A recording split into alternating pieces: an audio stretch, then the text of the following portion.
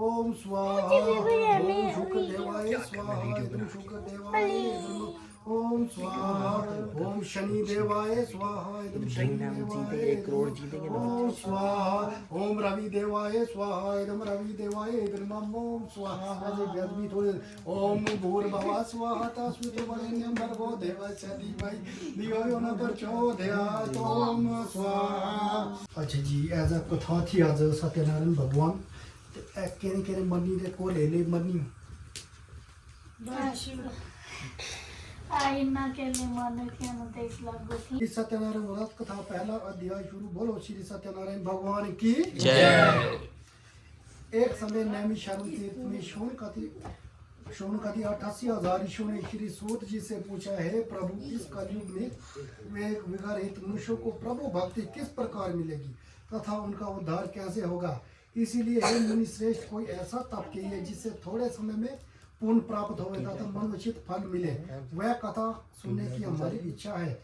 सब शास्त्र ज्ञाता श्री सूत जी बोले, हे वैष्णव मैं पूज्य आप सबने प्राणियों की हित की बात पूछी है। अब मैं उस श्रेष्ठ व्रत को आप लोगों से कहूँगा जिस व्रत को नारद जी ने लक्ष्मी नारायण से पूछा था और लक्ष्मीपति ने मुनि श्रेष्ठ नारद से कहा था, सो ध्यान से सुनो। एक समय योगी राज नारद जी दूसरों की हित की इच्छा से अनेक लोकों में घूमते हुए मृत्यु लोक में आ पहुँचे।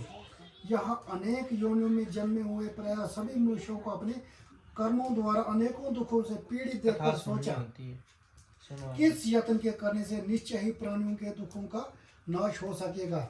ऐसा मन में सोचकर विष्णु लोक को गए।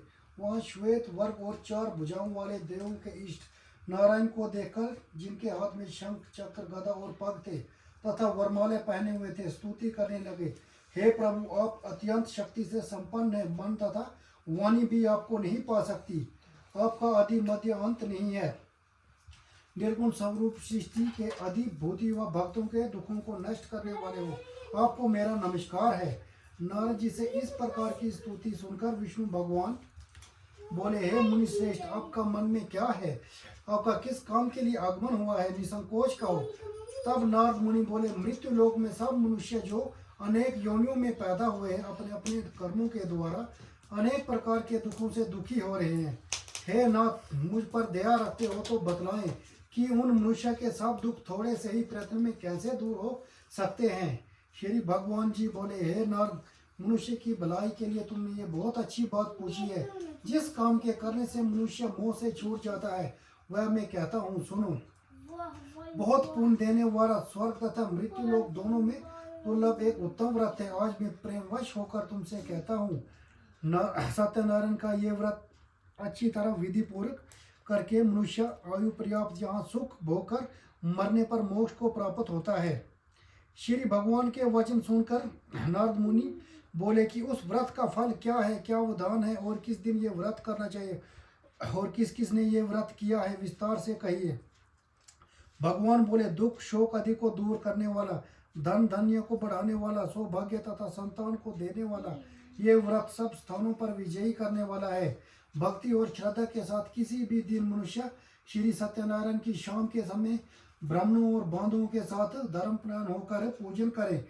भक्ति भाव से निवेद केले का फल, घी, दूध और गेहूं का चूर्ण स्वयं लेवे। गेहूं के अभाव में साठी का चूर्ण, शक्कर तथा गुड़ ले और सब भिक्षण योग्य पदार्थ करके भगवान को अर्पण करते हुए तथा बंधु बांधवों सहित ब्राह्मणों को भोजन करावें। पश्चात स्वयं भोजन करें। नृत्य गीत आदि का आचरण कर सत्यनारायण भगवान का सिमरन करता हुआ समय व्यतीत करे। इस तरह व्रत करने से मनुष्य की इच्छा स्वामी अद्भुत छवि राजे नारद करत निरंजन नारद करत निरंजन घंटा ध्वनि गाजे ओम जय लक्ष्मी रमणा प्रकट भयो कलिकारण बुझ